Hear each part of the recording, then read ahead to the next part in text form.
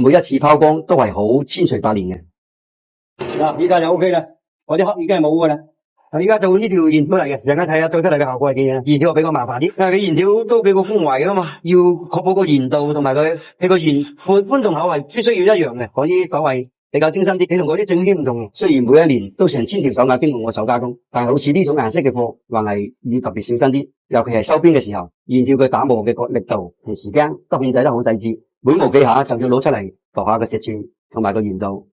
條燃料基本上大致係咁樣成型嘅，差唔多啊。啱先我哋條毛杯都已經整好啦，條正經個黑位啊，依家個黑位基本上係已經冇咩嘅啦，同埋幾個厚度都保持喺8厘半嘅上下嘅。依家仲係未打磨拋光嘅。嗱，再睇下條燃料，條燃料我靚好多啦，因為佢條型啊各方面嘅水頭全部都調晒身啦，該有嘅水頭都出晒嚟嘅，該避嘅紋啊嗰啲邋邋雜雜嗰啲污點都起晒嘅。咁我哋依家就攞去過砂同埋拋光啦。你依家過緊砂，四燃料過完砂之後，我哋睇下佢嘅底妝同我預期嘅都係差唔多。